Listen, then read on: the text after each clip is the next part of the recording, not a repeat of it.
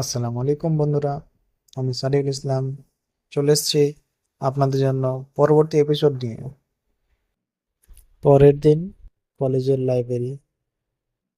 রাফি ধীরে ধীরে লাইব্রেরির টেবিলের দিকে এগিয়ে যায়। আয়সা একটা উপন্যাস পড়ছিল, হুমায়ুন আহমেদের নন্দিত নরকে। রাফি একটু ইতস্তত করে জিজ্ঞেস করে, এই বইটা কি আপনি আগে কখনো পড়েছেন?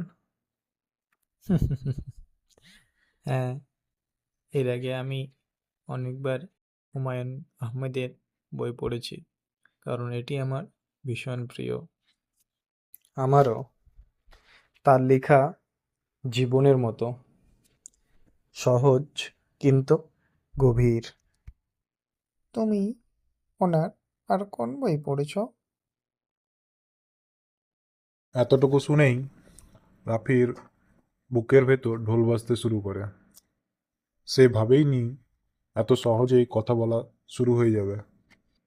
দুজনের মধ্যে কথোপকথন হতে থাকে, বই, গান, বাজনা, লাইফ নিয়ে। ইতিমধ্যে আয়শা হেসে বলে, তুমি তো বেশ ভালোই গল্প করতে পারো। না, আমি আসলে তোমার সামনে একটু বেশি নর্মাল হয়ে গেছি মনে হয়। রাফি আর আয়েশার বন্ধুত্ব বেশ ভালোই জমে উঠেছে। দুজনেই প্রায় একসাথে লাইব্রেরিতে বসে, মাঝে মাঝে ক্যান্টিনে বসে চা খাই আর নিজেদের পছন্দ অপছন্দ নিয়ে গল্প করে।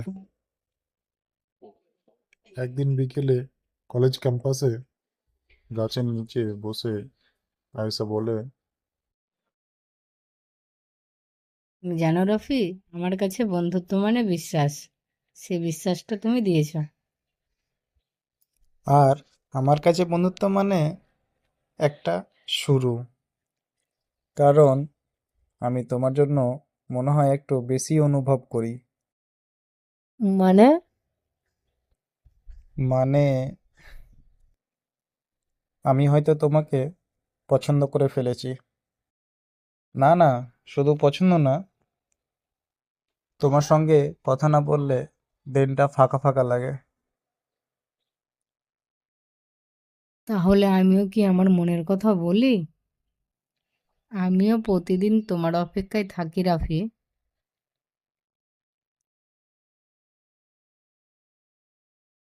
হাওয়ায় এখন মধুর কোমল সুর বাজে, আর দুজনের চোখে চোখ পড়লে দুজনেই বুঝে যায় বন্ধুত্ব এখন প্রেমে পরিণত হয়েছে।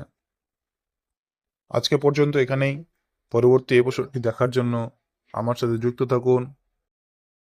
আর ভিডিওটি ভালো লাগলে লাইক, শেয়ার অ্যান্ড সাবস্ক্রাইব করে দেবেন। পরবর্তী এপিসোডটি দেখার জন্য পাশে থাকা বেল আইকনটি প্রেস করে দিন, যাতে করে সহজেই আপনার কাছে আমার ভিডিও নোটিফিকেশনটি পৌঁছে যায় এবং আপনারা খুব সহজে সেটি দেখতে পারেন। ধন্যবাদ।